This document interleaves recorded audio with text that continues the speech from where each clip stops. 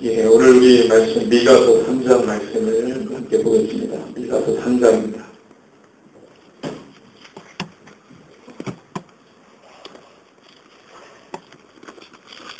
미가서 3장을 한 목소리로 읽습니다. 내가 또 이르노니 야곱의 우두머리들과 이스라엘 족속의 통치자들아 들으라.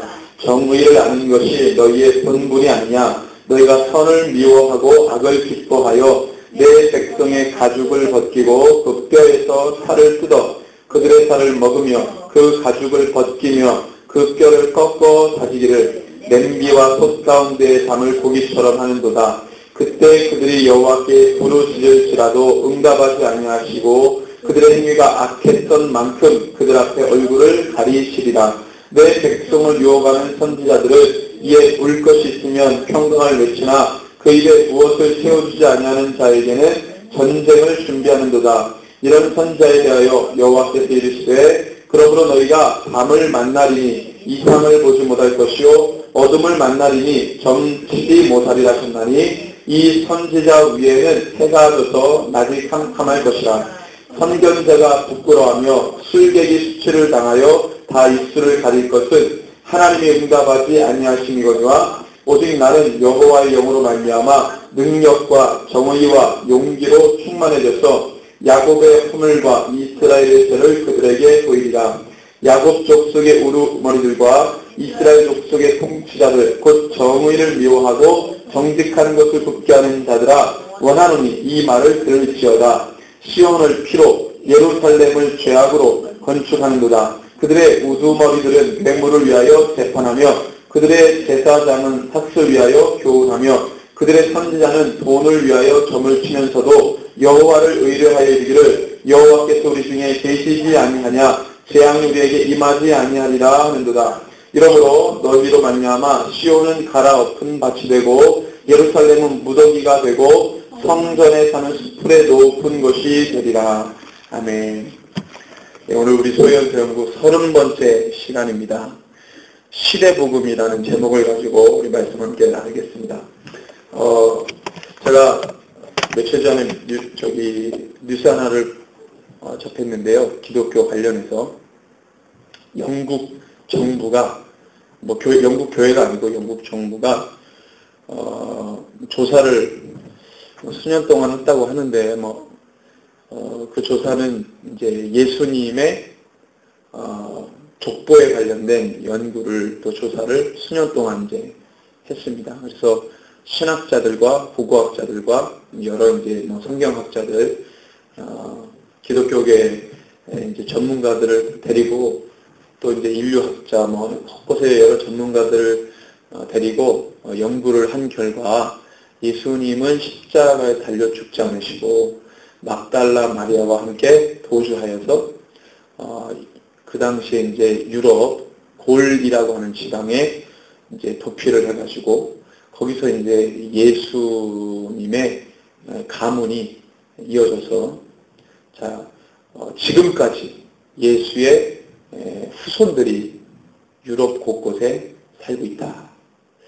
이것을 영국 교회 또는 영국 교회 이단 종파가 얘기한 게 아니고 영국 정부가 이것을 이제 이게 재판에 이제 들어왔는데 모든 것을 다 조사를 한 결과 그것이 기정사실임을 부인할 수 없다고 결론이 났어요. 그래서 이게 사실은 여러분들 이 웹사이트에 다빈치 코드라고 치면은 이 내용 다 나옵니다. 그래서 하나의 어떤 소설쯤으로 이게 다빈치 코드라는 소설이 나올 때 전 세계 신학계와 종교계가 엄청난 충격을 받았고 실제적으로 유럽의 기독교인들이 얼마 되지 않지만 그나마 있는 기독교인들 다 교회 떠나고 미국에 있는 이 기독교인들도 교회를 엄청나게 많이 떠났습니다. 이 다빈치 코드라는 소설 때문에. 그런데 이것을 이제 말하자면 교회 측에서 이거에 대해서 이제 재판을 건 거죠. 그랬더니 이것을 조사를 한 겁니다. 이걸 조사를 한 거예요, 재판에. 이거 너무 타격을 받으니까. 근데 영국 정부에서 조사를 다 했는데 이 다빈치 코드가 소설인데 이게 맞다라고 결론을 내려버렸어요.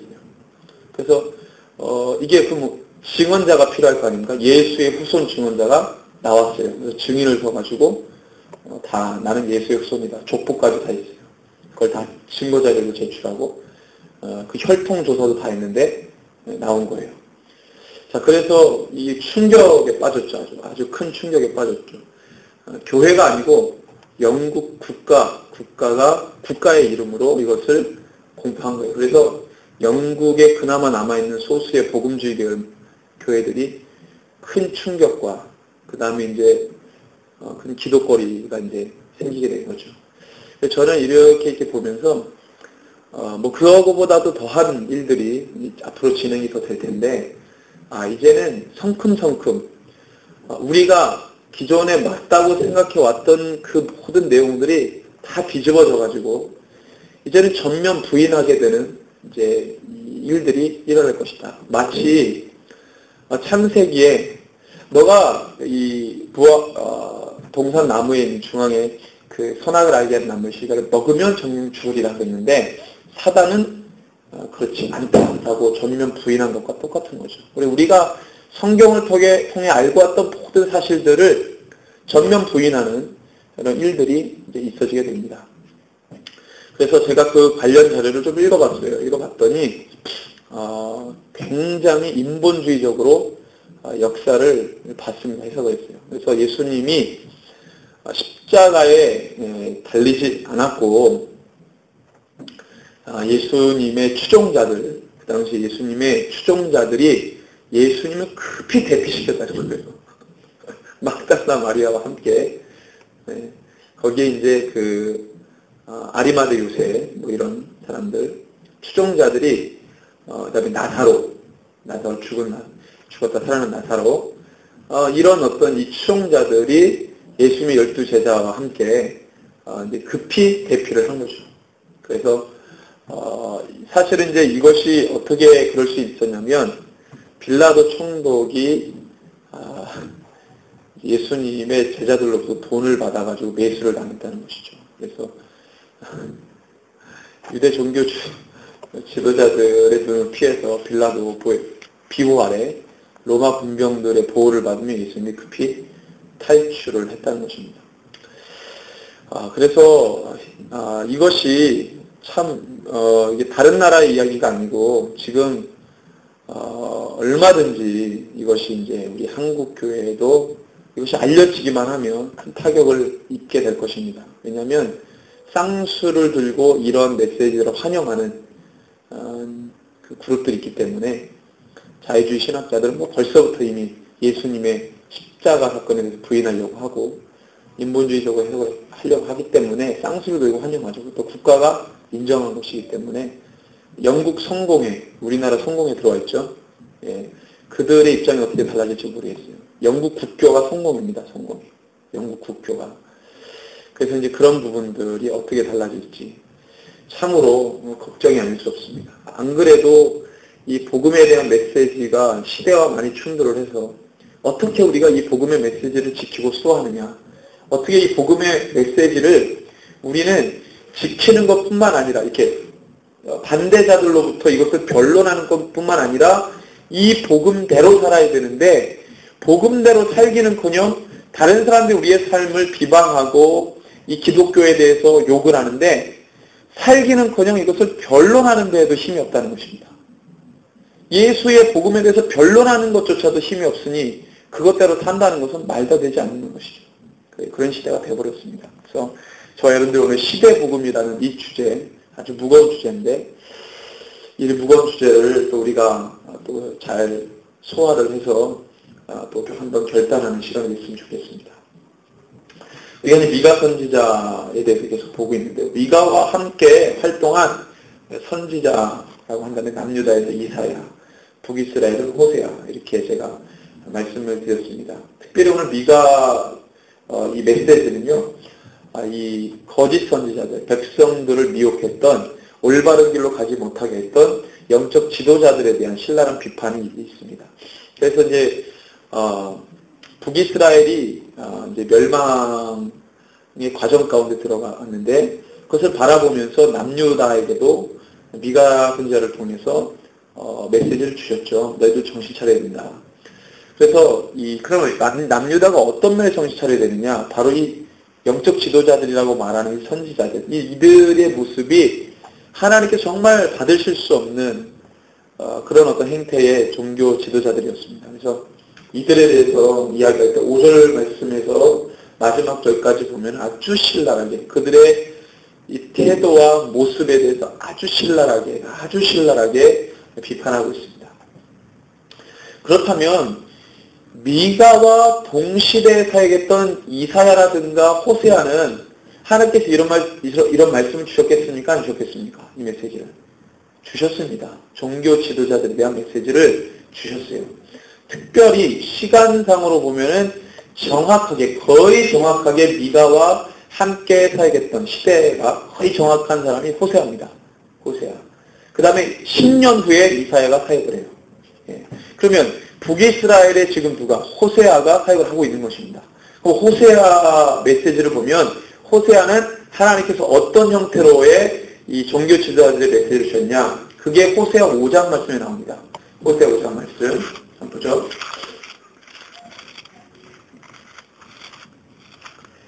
우리가 이미 호세아 말씀을 봤는데요. 호세아 5장 1절에서 7절입니다. 같이 한번 읽겠습니다. 제사장들아 이를 들으라. 이스라엘 족속들아 깨달으라. 왕족들아 귀를 기울이라. 너희에게 심판이 있나니 너희가 미스바에 대하여 올무가 되며 다볼 위에 친 그물이 됨이라. 패역자가 살육죄에 깊이 빠졌음에 내가 그들을 다 벌하느라. 에브라임은 내가 알고 이스라엘은 내게 숨기지 못하나니 에브라임아 이제 내가 음행하였고 이스라엘이 더러워졌느니라. 그들의 행위가 그들로 자기 하나님에게 돌아가지 못하게 하나니 이는 음란한 마음이 그 속에 있어 여호와를 알지 못하는 까닭이라. 이스라엘의 교만이 그 얼굴에 드러난다니 그 죄악으로 말미암아 이스라엘과 에브라임이 넘어지고 유다도 그들과 함께 넘어지리라. 그들이 양떼와 소떼를 끌고 여호와를 찾으러 갈지라도 만나지 못할 것은 이미 그들에게서 떠나셨습니다. 그들이 여호와께 정조를 지키지 아니하고 사생활을 낳았으니 그러므로 새 달이 그들과 그 기업을 함께 삼키리로다. 아멘. 자, 이들이 거룩하지 못했다는 것입니다. 왜냐하면 이 당시의 영적 지도자들과 종교 지도자들, 정치 지도자들이 다 우상숭배에 빠져 있었어요. 멀쩡하게 성소에서 제사를 집전하는 제사장도 우상숭배를 하고 있었습니다. 그래서 거룩하지 못한, 정조를 지키지 못하고 정절 지키지 못한 그 종교 지도자들에 대해서 신랄하게 주님이 뭐라고 해요? 심판하겠다. 너희들이 내게 와도 만나지 못한다. 왜? 이미 심판을 하기로 작정했기 때문에 라고 말씀하십니다. 자, 그리고 난 다음에 호세아 9장 1절에서 9절에도 역시 마찬가지로 이것은 호세아를 공격하는 백성들의 평가입니다. 자, 호세아가 자꾸 심판을 이야기하고 죄를 지적하니까 백성들이 호세아에 대해서 평가하는 내용입니다. 자, 호세아는 트러블 메이커로 평가를 받았어요. 자, 그냥 너만 조용히 하면 우리 그냥 그대로 그냥 이렇게 묻어서 살 텐데 자꾸 죄를 들추니까 너는 트러블 메이커다. 이렇게 이제 이야기하는 거예요. 자, 쭉 읽어보면 1절에서 9절까지입니다. 이스라엘아, 너는 이방 사람처럼 기뻐 뛰놀지 말라. 너가 음행하여 내 하나님을 떠나고 각 타작마당에서 음행의 값을 좋아하느니라. 타작마당이나 술틀이 그들을 기르지 못할 것이며 새 포도주도 떨어질 것이요 그들은 여호와의 땅에 거주하지 못하며 에브라임은 애굽으로 다시 가고 아수르에서 더러운 것을 먹을 것이니라. 그들은 여호와께 포도주를 부어드리지 못하며 여호와께서 기뻐하시는 바도 되지 못할 것이라. 그들의 재물은 애곡하는 자의 떡과 같아서 그것을 먹는 자는 더러워지나니 그들의 떡은 자기의 먹기에만 소용될 뿐이라. 여호와의 집에 들을 것이 아님이니라. 너희는 명절날과 여호와의 절기의 날에 무엇을 하겠느냐? 보라, 그들이 멸망을 패할지라도 애굽은 그들을 모으고 노은 그들을 장사하리니 그들의 은은 귀한 것이나 찔레가 덮을 것이요 그들의 장막 안에는 가시던 꿀이 퍼지리라. 형벌의 날이 이르렀고 보응의 날이 온 것을 이스라엘이 알지라. 선지자가 어리석었고 신에 감동하는 자가 미쳤나니 이는 내 죄악이 많고 내 원한이 큼이니라. 에브라임은 나의 하나님과 함께한 파수꾼이며 선지자는 모든 길에 친 새 잡는 자의 그물 같고 그의 하나님의 전에는 원한이 있도다. 그들은 기브의 시대와 같이 심히 부패한지라 여호와께서 그 악을 기억하시고 그 죄를 벌하시리라. 아멘. 자, 호세아가 계속 죄를 선언하고 선포하니까 사람들이 선자를 바라보면서 뭐라 그러냐면 어리석었고 신에 감동하는 자가 미쳤다. 이렇게 이제 조소하는 것이죠. 이것을 바라본 하나님 마음 불편하죠. 백성들, 그 다음에 호세아를 둘러싼, 호세아를 비방했던 모든 거짓 선자들과 그런 거짓 정서들에 대해서 주님이 강력하게 너희들 기브와 시대와 같다. 이렇게 말씀하시면서 심판하실 것을 말씀합니다. 죄를 들추고 죄를 말하는 것은 분명 시대에 굉장히 큰 부담입니다. 그렇지만 그것을 하지 않으면 영생이냐 영벌이냐 이것이 왔다 갔다 하기 때문에 굉장히 중요한 것입니다. 그리고 이사야 28장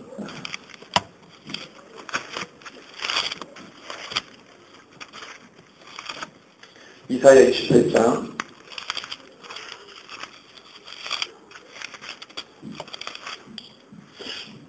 7절에서 22절인데요. 우리 다 읽을 수는 없고 7, 8절만 읽겠습니다. 자, 그리하여도 이들은 포도주로 말미암아 옆걸음치며 독주로 말미암아 비틀거리며 제사장과 선지자도 독주로 말미암아 옆걸음치며 포도주에 빠지며 독주로 말미암아 비틀거리며 환상을 잘못 풀며 재판할 때에 실수하나니 모든 상에는 후한 것 더러운 것이 가득하고 깨끗한 곳이 없도다 하고 22절까지 계속 이야기하는데, 여러분들 이사야 지금 이 28장의 말씀은 북이스라엘 사마리아가 멸망할 때 멸망에 대해서 선포하거든요. 그때 북이스라엘뿐만 아니라 남유다의 종교 지도자들까지 같이 주님이 죄를 물으시는 장면이에요. 그래서 남유다는 이 종교 지도자들의 부패함과 거룩하지 못함, 물론 북이스라엘도 마찬가지였지만 남유다가 여전히 이 북이스라엘의 멸망을 타산지석으로 교훈으로 삼지 못하고 어떻게 해요? 그들의 이 동일한 죄로 말미암아 올무에 걸려 넘어지게 된 상황이라는 것이죠. 자, 그럼 다른 시대는 어떻습니까? 다른 시대. 다른 시대도 역시 마찬가지로 주님이 그 종교 지도자들의 죄를 묻습니다. 스가랴 13장 문제죠. 스가랴는 1324쪽.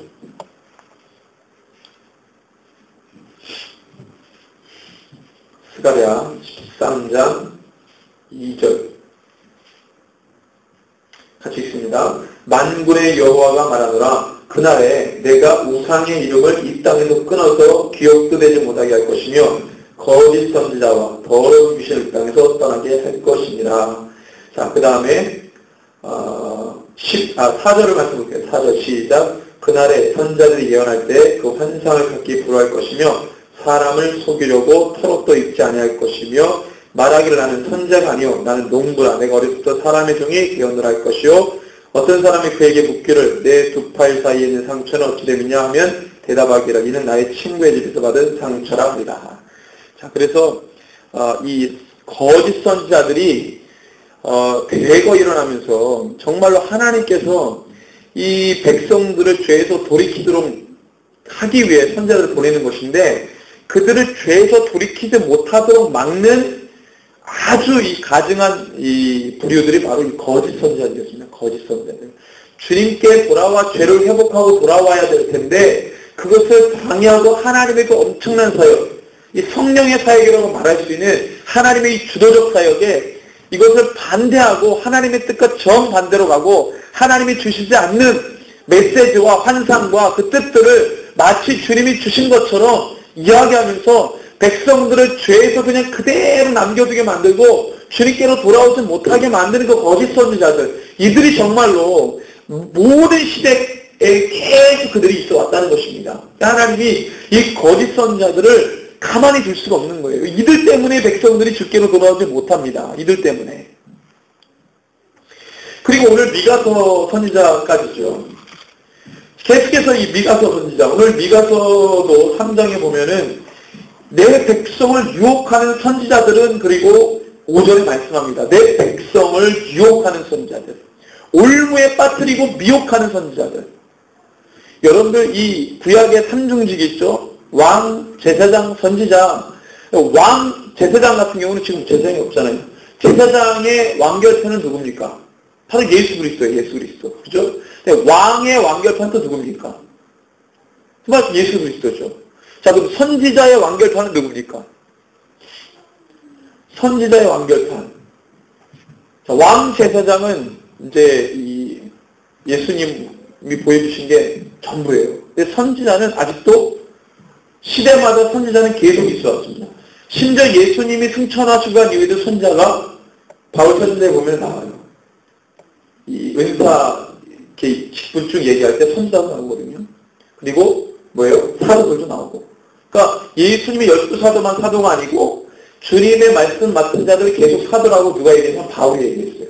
물론 이게 논란의 여지가 많이 있지만 선지자라고 한다는 것은 구약에만 딱 머물러 있는 것이 아니라 계속해서 하나님께서 세우시는 거죠. 지금은 선지자가 누굽니까? 교회입니다. 교회.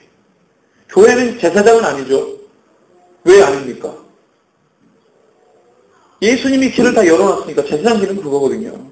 왕은 우리가 왕의 기능은 죄로 인해 다 무너뜨려 버렸어요. 우리 스스로다. 그 왕권 우리 주님이 지금 완벽하고 갖고 계시는 거고. 하나 교회가 가지고 있는 기능이라고 한다면 선지자의 선지자입니다.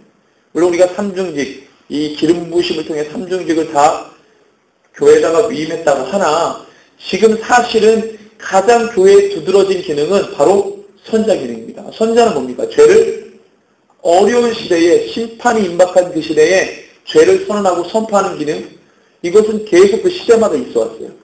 그래서 중세 시대에도 선지자적인 역할을 했던 사람들은 거의 다 순교당했습니다. 마찬가지로 종교개혁 했을 때 종교개혁가들도 어떻게 보면은 이 불합리했던 것을 깨고 하나님의 공의와 사랑 오직 말씀이라고 하는 이것을 가지고 고난과 환난을 받으면서 개혁을 했죠. 그러면서도 계속적으로 어떤 선지자적인 역할은 계속 누군가는 해왔어요. 누군가요. 그리고 지금 모든 교회가 그 사역을 감당함에도 불구하고 마지막 때에 이 두 증인이 나옵니다. 이 두 증인을 보면은 마치 누구와 누구를 연상케 합니까? 계시록 11장의 두 증인이 엘리야와 모세를 연상케 합니다. 엘리야 선지자와 모세 선지자. 이 두 증인은 바로 이스라엘과 이방인을 대변하는, 그죠? 이스라엘과 이방인을 대변하는, 실제 두 사람이 아니고 이스라엘과 이방인을 대변하는 선지자 역할을 하는 어떤 이 그룹일 것입니다. 저는 그것을 교회라고 보거든요. 이스라엘 교회와 이방 교회. 그러니까 교회인 것이죠. 이 교회가 마지막 때 선지자 사역을 감당해야 되는데 글쎄요. 교회가 지금 선지자적인 하나님의 이 기능을 잘 감당하고 있는가? 아니면 거짓 선지자가 많은가? 교회가 거짓 선지자의 모습을 갖고 있는지 아니면 참 선지자의 기능을 갖고 있는지 그 소리가 스스로 한번 점검해 봐야 될 것입니다. 자, 그러면 포로 이 흐름이 계속 가다가 포로기할 시대에 학자 에스라, 이때 잠깐 우리가 개혁에서 주님 앞에 올바로 서는 듯 했지만 이내 여러 가지 많은 이스라엘의 이 혼란과 어려움을 통해서 신앙이 다소 무너지게 됩니다. 그리고 예수님 시대까지 흘러가서 거의 참 생명을 전달하는 영적 지도자들은 거의 없어졌어요. 그래서 예수님 시대 때 보니까요, 영적 지도자라고 말하는 종교 지도자들 힐라라는 예수님께서 심판하시고 계속해서 정죄하시는 것을 봅니다. 이 마태복음 23장에 보면은 종교 지도자들 계속해서 화이트 진자하고 그들의 죄를 계속 물으세요. 마태복음 7장 15절에도 말씀하시죠. 거짓 선지자에 대해서 마태복음 7장 15절 한번 보겠습니다.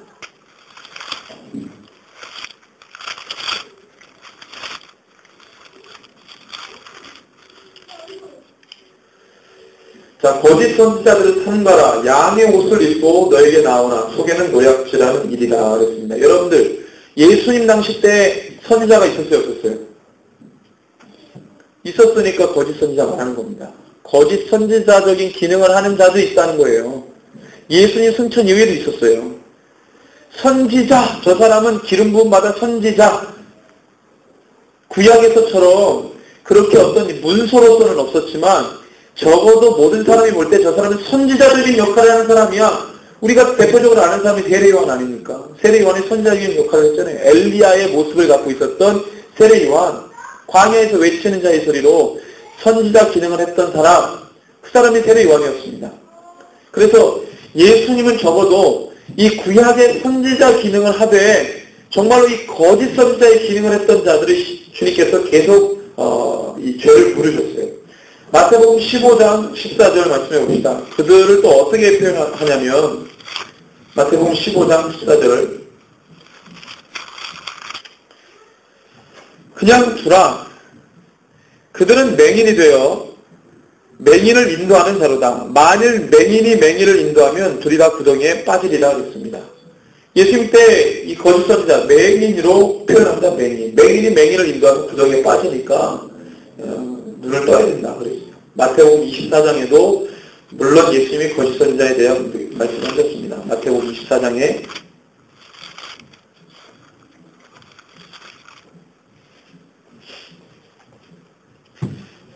5절 말씀에 보면 많은 사람이 내 이름으로 와서 이르되 나는 그리스도라 하여 많은 사람을 미혹하리라 그랬습니다. 그 다음에 11절에 보면 거짓 선지자가 많이 일어나 많은 사람을 미혹하겠다. 마지막 때에 거짓 선지자. 그러니까 예수님도 말씀하시죠. 마지막 때에 구약의 기름 부음 받아가지고 선지자 된 사람 뭐 그런 것이 아니라 선지자적인 기능을 하되 거짓 선지자의 기능을 하는 자들이 있다라고 예수님 말씀하시는 거예요. 그 기능을 하는 자들이. 지금도 그러니까 그 기능을 하는 자들이 있다는 거예요. 그럼 거짓 선지자가 기능하는 자들이 있는 반면에 또 누구도 있겠습니까? 참 선지자의 기능하는 자들도 있다는 것이죠. 저는 이것이 교회 안에 어떤 특정 그룹을 말하는 것이 아니라 교회가 예수를 믿는 자가 그가 목사가 됐든 장로가 됐든 어떤 지분자가 됐든 간에 교회라고 부름 받은 그 집단이 그 공동체가 거짓 선지자적인 역할을 하는가 아니면 참 선지자적인 역할을 하는가 마지막 때에 미혹받지 않고 미혹을 보내지 않고 진리 가운데 서는 교회가 되는가 저는 그것을 이렇게 이야기한다고 봅니다. 어떤 특정 그룹을 말하는 것이 아니라 지금은 사실은 누가 거짓 선지자냐 제가 보면은요 유명한 사람이 되면 참 무서운 것이 그 유명한 신학자든가 목사라고 하는 그 사람이 잘못 이야기하면 그 사람은 거짓 선지자가 되는 것입니다. 유명한 신학자가 뭔가 이야기했는데 전혀 성경적이지 않아요. 어떤 유명한 목사인데 인권을 하는 사람이고 뭐 이렇게 사회적인 어떤 운동을 하는 사회사업가, 사회운동가 뭐 이런 사람 하는데 성경적인 이야기하지 않고 뭐 이상한 이야기를 해요. 그럼 거짓 선지자입니다. 그를 보면 거짓 선지자. 그가 목회하는 교회 성도들이 그 얘기를 듣고 그렇지. 인권 중요하지. 사회 여러 가지 사고 중요하지. 사회 참여 중요하지. 이 기장 측에서 많이 있는데 거짓 선지자입니다. 지금 WCC 주도하는 경동교회 목사가 지금 그거 주도하지 않습니까? HCK 박 무슨 목사 아닙니까? 그 기장측 교회. 그러니까 그 정석 가운데서 그것이 나오는 것입니다. 그 정석 가운데서. 누가복음 6장 26절을 볼까요?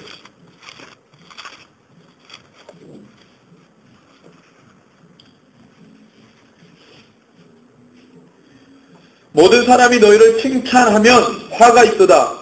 그들의 조상들이 거짓 선지자들에게 이와 같이 했다.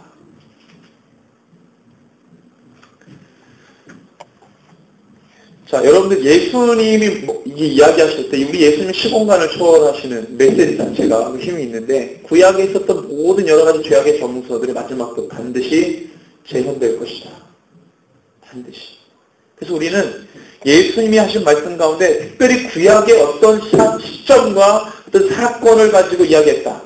마지막 때 이런 일이 재현될 것이라고 하면은 우리는 그 말씀에 주목할 필요가 있습니다. 그 시대와 또 그때 주님께서 말씀하셨던 정세에 대해서 주목할 필요가 있습니다. 그리고 요한복음 9장 35절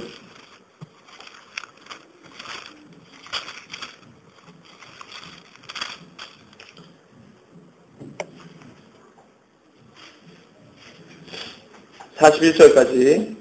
예수께서 그들이 그 사람을 쫓아냈다 하는 말을 들으셨더니 그를 만나서 이르시되 내가 인자를 믿느냐? 대답하되 이르되 주여 그가 누구시니까 내가 믿고자 하나이다. 예수께서 이르시되 너가 그를 보았거니와 지금 너와 말하는 자가 그이니라. 이르되 주여 내가 믿나이다 하고 절하는지라. 예수께서 이르시되 내가 심판하러 이 세상에 왔으니 보지 못하는 자들은 보게 하고 보는 자들은 맹인이 되게 하려 함이라 하시니 바리새인 중에 예수와 함께 있던 자들이 이 말씀을 듣고 이르되 우리도 맹인인가? 예수께서 이르시되 너희가 맹인이 되라 없으려니와 본다고 하니 너희 죄가 그대로 있다. 회개하지 않는 교만한 종교 지도자들을 뭐라고 말하는 겁니까? 맹인이요. 바리새인이 자기도 모르게 고백을 해버렸어요. 우리도 맹인인가? 근데 주님이 뭐라고 위로합니까? 너가 맹인이라고 깨달았다면 넌 죄가 있어요, 없어요? 없다. 근데 너가 맹인인지도 모르면 그 죄가 뭐 한다는 거예요? 그대로 있다.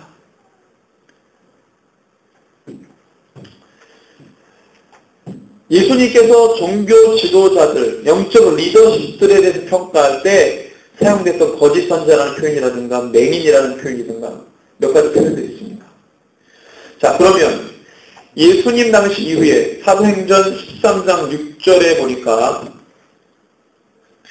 바울이 이제 선교를 할 때 다보라는 곳에 갔습니다.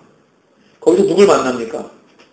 바예수라는 그 사람을 이야기할 때 바예수라는 유대인 거짓 선지자면서 마술사. 사도행전 볼까요? 사도행전 13장 6절입니다.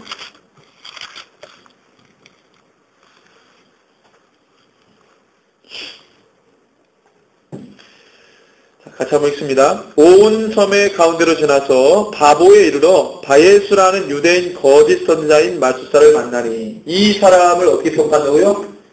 거짓 선지자. 왜 이 사람이 거짓 선지자입니까? 그럼 왜 마술사입니까? 거짓 선지자라고 여기 명패가 있습니까? 거짓 선지자 라이센스가 있나요? 근데 왜 바울이 이렇게 말했습니까? 누가가 왜 이렇게 말했습니까? 누가가. 이 사람 유대인이었거든요, 바예수가.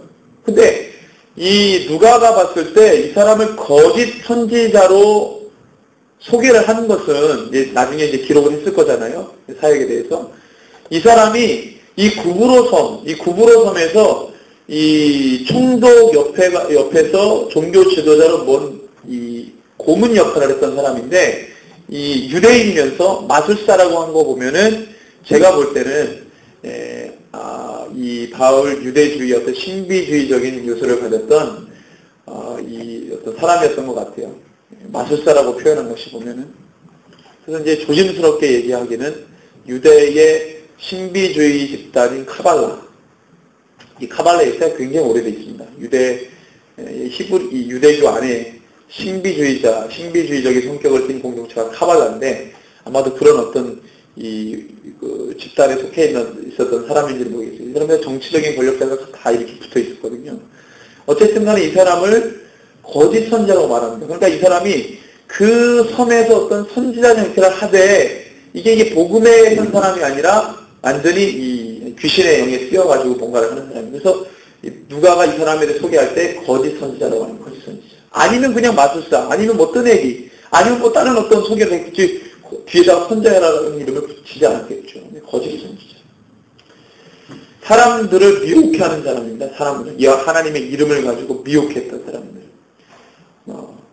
그게 거짓 선지자죠.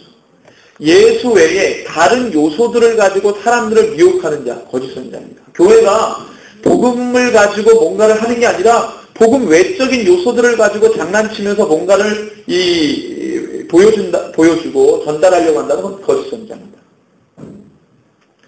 바예수 같은 그룹이죠. 자, 베드로후서 2장 1절에 봅시다. 베드로후서 2장 1절.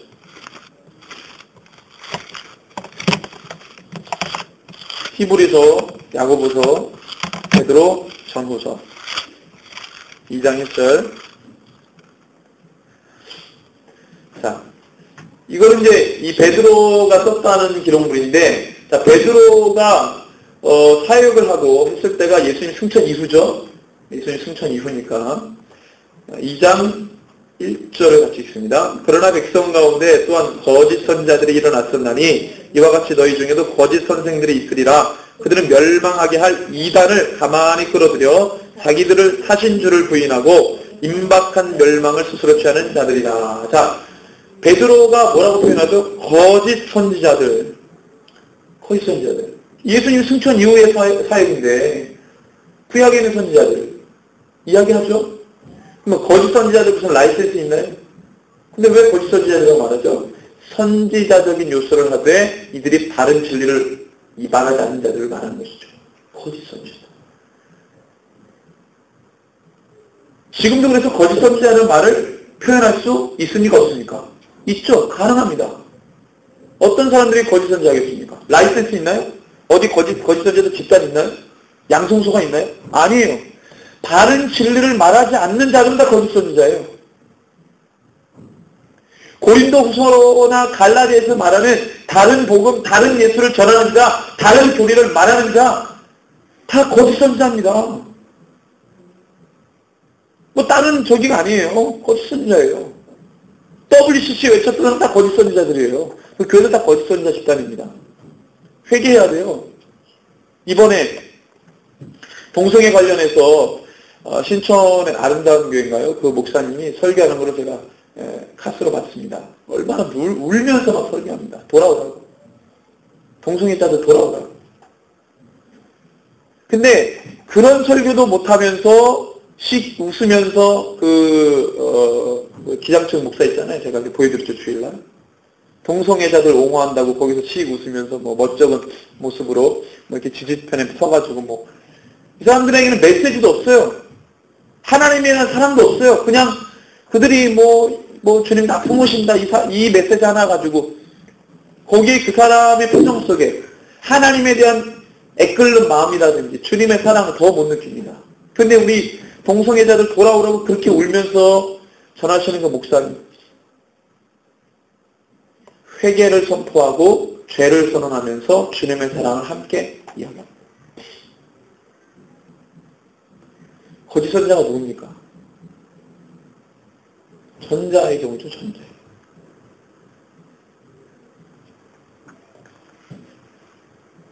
요한일서 4장 1절. 자, 사도 요한. 요한일서는 더 후대에 쓰여진 겁니다. 거의 AD 1세기 말쯤에 쓰여진 거니까 예수님 승천하시고 60년 이후에 쓰여진 거죠. 4장 1절 시작. 사랑하는 자들아, 영을 다 믿지 말고 오직 영들이 하나님께 속하였나 분별하라. 많은 거짓 선지자가 세상에 나왔습니다. 예수님 승천 이후에 60년이 지났어요. 60년 이상. 많은 거짓 선지자가 그때 나왔다는 거예요. 물론 영지주의라든가 다른 복음, 다른 예수 전하는 집단들 다 왔어요. 다 거짓 선지자죠. 뭉뚱그려서 거짓 선지자들이 많이 나왔다. 자, 여러분들, 일단 지금 시대는요, 어떻습니까? 거짓 선지자 줄어들었습니까? 증가했습니까? 오늘 제가 우리 한상준 성도님하고 데이트를 했습니다. 그래서 아주 깊은 얘기들을 좀 많이 했어요. 그러면서 그분이 이제 쭉 교회를, 동해에 있는 교회들을 쭉 다녀보면서 설교도 듣고 했는데, 정말 이 마음이 아팠다 그랬죠. 신앙생활한 지 얼마 되지도 않은 분이 뭘 알아가지고 마음이 아프신지 모르겠는데 마음이 아팠대요. 그러면서 자기도 느끼겠다라는 거예요. 정말 이 말씀이 복음인지 아닌지, 진짜인지 아닌지 본인도 느끼겠다라는 거예요. 진짜 아닌 거는 두 번 다시 그 교회를 가고 싶지 않대요. 진짜 아닌 거는. 그래서 제가 이제 얘기를 들으면서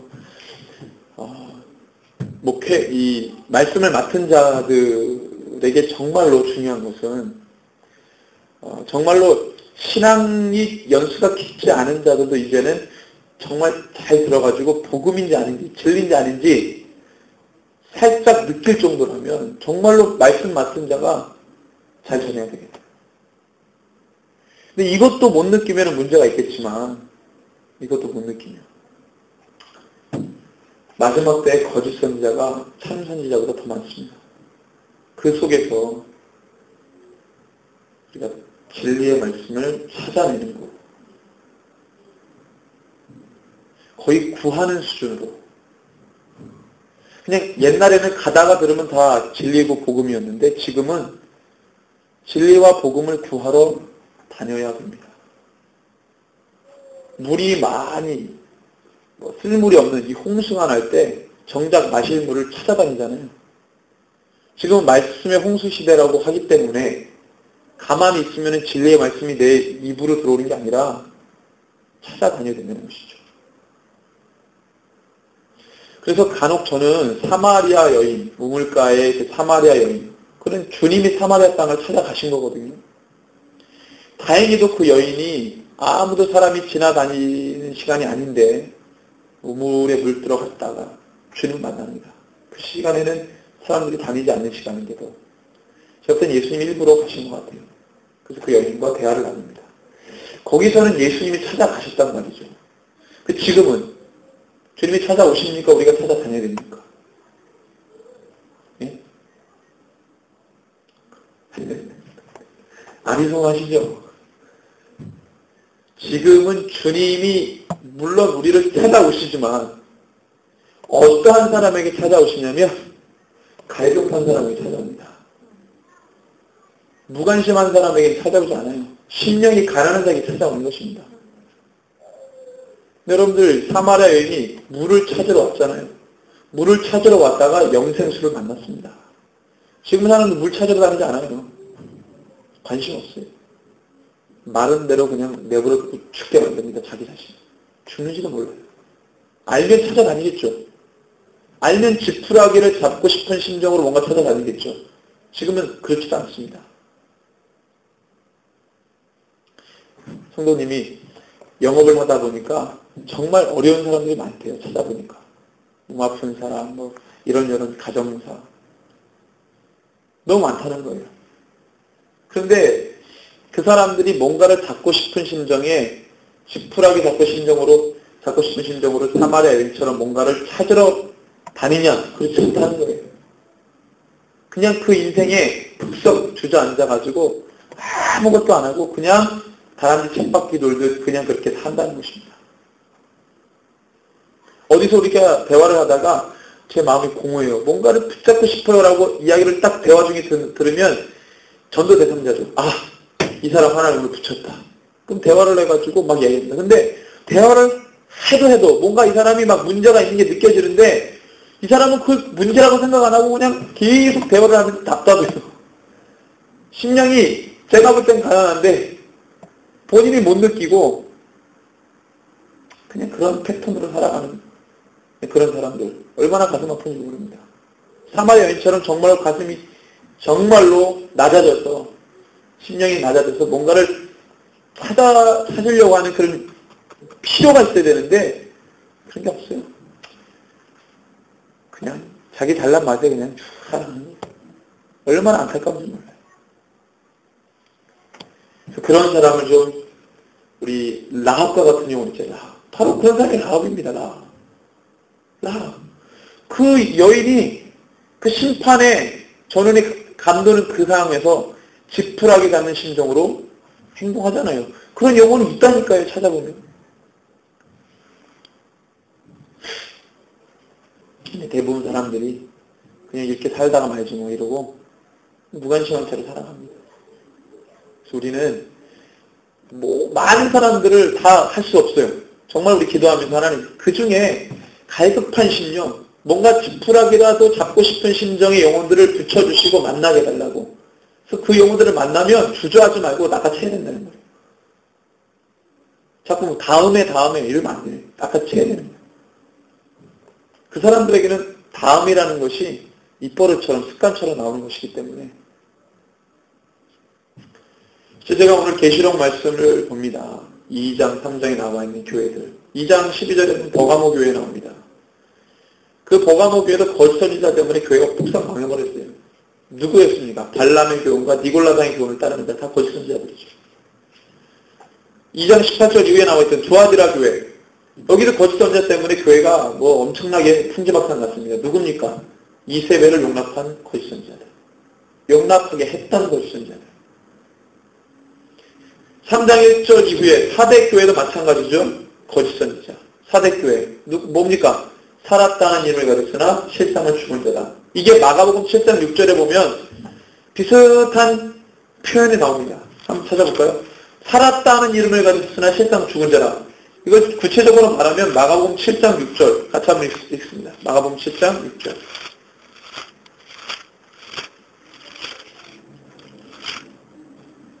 같이 읽습니다. 이르시되 이사야가 너희 외식하는 자에 대해 잘 예언하였도다. 기록하였으되 이 백성이 입술로는 나를 공경하되 마음은 내게서 멀도다. 7절까지 사람의 계명으로 교훈을 삼아 가르치니 나를 헛되이 경배하는도다 하였느니라. 8절까지 읽으면 너희가 하나님의 계명은 버리고 사람의 전통 지켰다.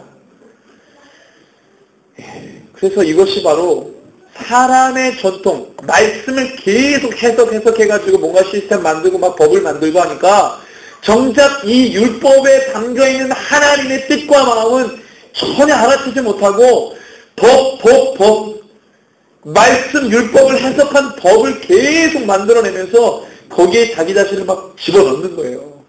하나님의 마음은 전혀 모르죠. 하나님의 뜻에 대한 관심을 없고 법에 대한 관심만 막 쏟아붓는 거예요. 그러니까 뭐예요? 하나님의 마음은 내게서 계속 멀리 떠나는 것이죠. 이와 같은 사람들을 말합니다. 사대교회는 복음을 전하지 않고 하나님의 마음을 전달하지 않고 계속 뭔가 시스템 만들고 법을 만드는 그런 교회 거짓 선지자들이에요. 그렇죠? 계시록 3장 14절 이후에도 라오디게아 교회 나오죠. 자, 여기도 거짓 선지자가 등장했습니다. 뭡니까? 뜨뜻미지근하게 만들었어요. 열심을 내지 못하겠습니다. 열심을 내게 하는데, 정확한 표현은 열심을 내게 하는데 복음에 열심을 내지 못하게 해요. 다른 것에 열심을 내게 만들어요. 그래서 어떤 교회는요, 복음보다 막 일에 막 열심히 하면 일에. 복음보다. 근데 복음은 잘 모르는데 뭔가 직분 맡아가지고 이런 거가 너 뼈다귀지 않냐, 뼈다귀. 그러면서 남는 건 뭐예요? 내가 이렇게 교회 충성했는데 시험 들어 교회 떠나버려. 왜? 복음을 몰라서 그런다, 복음을. 주님은 우리에게 일을 하라고 말하지 않았어요. 주님과의 관계. 이 주님과의 관계가 바로 서지 않으면요, 주님의 뜻과 무관한 일을 하는 것입니다. 그러면 마지막 때 마태복음 7장의 말씀처럼 선지자 노릇해도 주님이 마지막 때에 율법을 행하는 자라 내게서 떠나라. 내가 너희를 도무지 알지 못한다. 선지자 노릇을 해도 주님이 그렇게 말씀하신다. 내 뜻에서 멀었던 자들, 내 마음에서 멀었던 자들.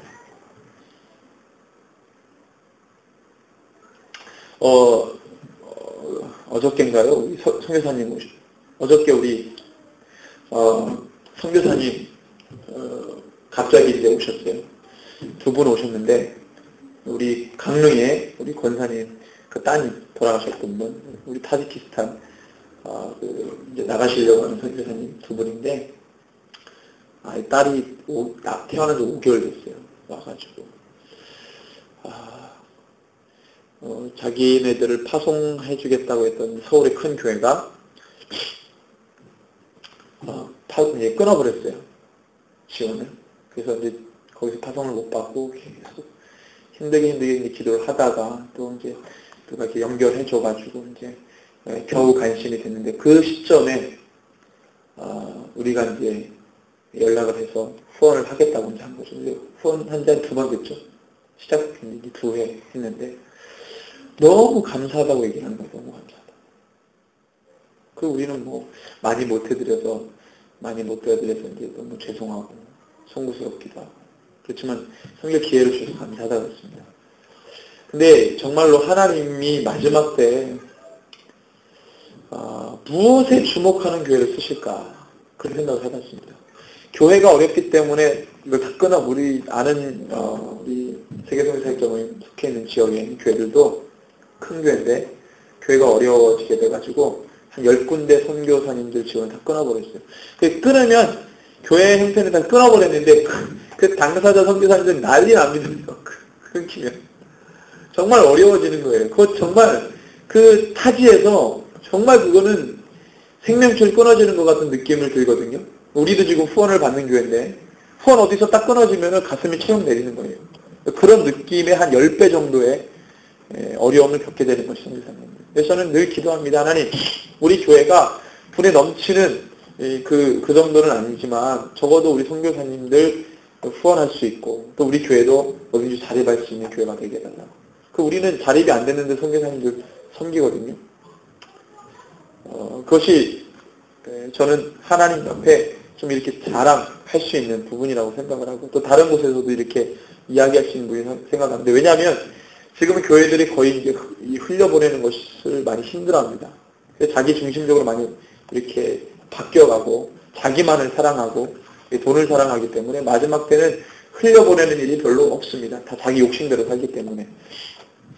교회가 여러 가지 많은 이 물질을 낳는 시대에 자기들의 욕심대로 행하다가 애꿎은 선교사님들의 지원만 다 끊어버리게 되는 거예요. 교인들 교회 떠나고 이러니까. 그래서 그런 교회 되지 않고 정말로 이 어려울 때부터 시작한 교회는 뭐 잘 될 때도 계속 합니다. 그런데 어려울 때 하지 못하고 뭔가 될 때 하는 교회들은 어려울 때 끊어버려요. 그래서 그런 어떤 패턴을 좋지 못하다. 그래서 우리가 적은 금액이지만 우리가 이제 한 11군데 지금 하고 있는데 너무나도 감사하고 할 수 있는 것에 감사하고 그래서 우리가 마지막 때는 정말로 깨어있는 교회 기도를 안 할 수가 없잖아요.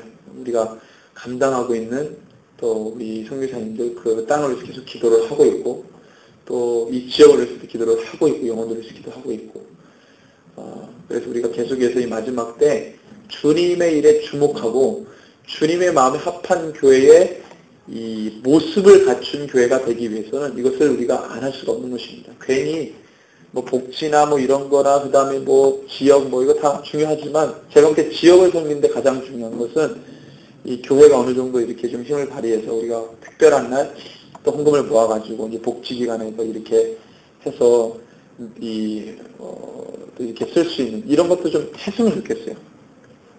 정말 그렇게 지역을 위해서도 섬기고 그 다음에 이제 영혼들을 주님께로 돌아오게 하는 게 복지보다 더 중요한 거니까 그것을 하고 그 다음에 우리 선교사님들 또 지원하고 또 기도하고 뭐 이런 영적인 일들을 계속해서 움직여 나갈 수 있는 그래서 이 어려울 때 지원을 끊는 교회가 아니라 어려울 때도 지원을 많이 하는 교회가 되었으면 좋겠다.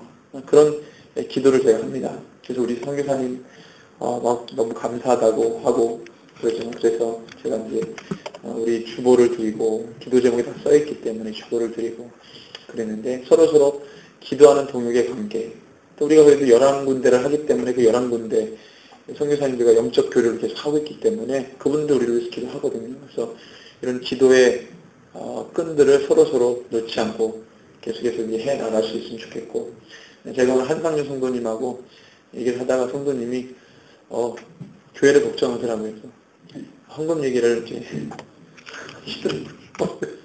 저는 늘 헌금 얘기를 먼저 안 합니다. 그분이 얘기를 하면서 교회 걱정을 하더라고요.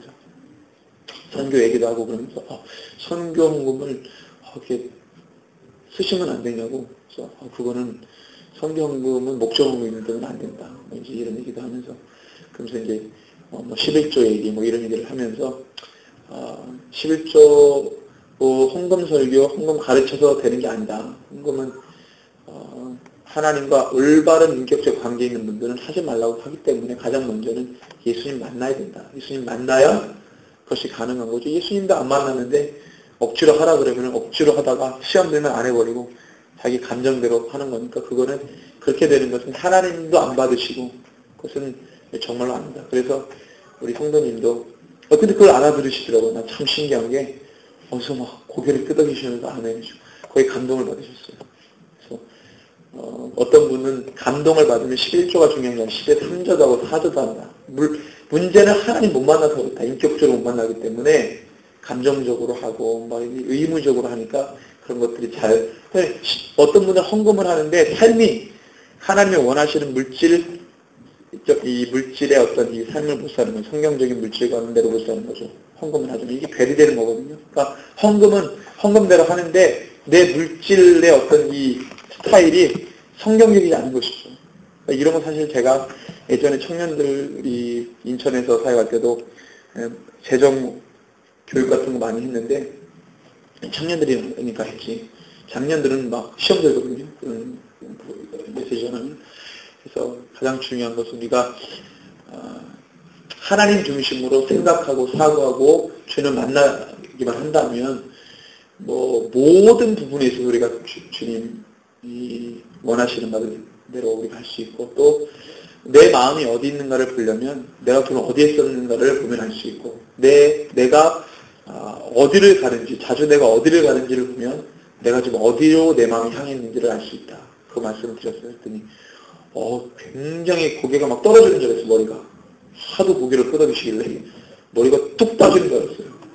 그래서 하여튼 굉장히 우리 성도님이 이제 공감을 하시고 있어서 그런 부분들에 대해서 소망이 있고 저와 여러분들이 마지막 때 정말 하나님의 한 가지 마음에 집중하는 그런 교회가 됐으면 좋겠다. 그래서 우리가 어떤 감정적으로 할 것이 아니라 흔들리지 않은 믿음 안에서 우리의 마지막 때 사명을 감당하고 죄 뜻을 이루는 우리 미가와 같은 선자의 음성만에 제 도움이 되시고 주님의 이름으로 축원합니다. 이 시간에 기도합니다. 이 시간에 기도할 때 주님 우리가 여러 가지 연약한 부분들이 있습니다. 주께서 우리 가운데 정말로 은혜를 베풀어 주셔서 정말 우리가 주님의 뜻을 이루는 거룩한 교회가 되게 해주십시오. 함께 기도하겠습니다.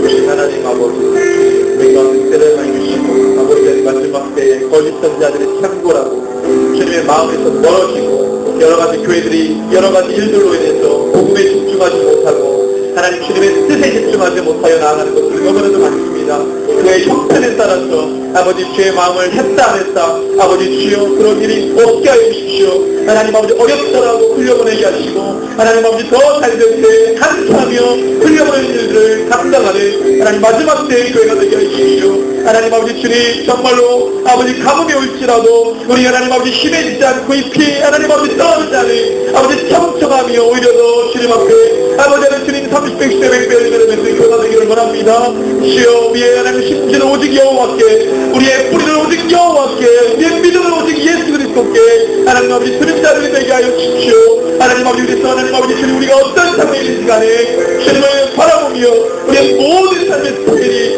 복음적이고 성경적이며 하나님 아버지 믿음이 흔들리지 않은 거룩한 하나님의 시대에 미가 선자와 같이 나아가는 주의 거룩을 선포할 수 있는 하나님의 사람을 되게 하여 주시옵소서. 주여 하나님 오늘 깨어있게 하여 주시고 죄를 깨어나는 부족함이 없도록 우리 한 사람을 잘못 잡아 주시옵소서. 우리 가운데 거짓 선자들의 모든 하나님 아버지 신앙적인 요소들과 하나님 아버지 그런 태도들과 하나님 그 모든 삶의 습관들을 버리게 하여 주시고 우리 참 선지자의 기능을 하는 참 선지자의 모습을 감당하는 아버지 그런 하나님의 사람을 되게 하여 주시옵소서. 우리가 주시면 찬양하며 감사드리며 아버지 하나님 감사합니다. 오늘 말씀을 통하여서 이 마지막 때 얼마나 미혹이 창고라고 거짓 선자들이 많은지를 함께 말씀을 통해 보았습니다. 주여 요한에서 4장 1절의 말씀에 이 마지막 때 거짓 선자들이 많이 일어난다고 했습니다. 그래서 우리가 그것이 정말로 하나님께 속해 있는 영들인지 분별하라고 이야기했습니다. 오 주님 우리 가운데 분별의 능력을 주십시오. 하나님 늘 우리의 모습이 진리의 말씀에 노출되어서 진리의 말씀 속에 들어가서 하나님 아버지 주님 우리를 미혹하는 이 시대를 미혹하는 우리 영혼들을 미혹하는 그 모든 하나님 아버지 주님 미혹된 메시지들을 분별할 수 있는 그 우리를 미혹해 하는 그 영들을 분별할 수 있는 분별력을 주시옵소서. 우리가 매일 되지 않게 하여 주시고 우리의 영혼을 열어주셔서 하나님 아버지 정말 우리 행하는 모든 것들 하나님의 뜻 가운데 맞는 것인지를 우리가 한번 확인하고 점검하는 우리의 삶이 되기를 간절히 원합니다. 주여 우리가 참 선자 되기를 원하고 죄의 뜻을 이루는 선자가 되기를 원합니다. 이 교회가 되기를 원합니다. 우리 가운데 죄를 풀어주시고 감당하는 자가 되게 하여 주시옵소서.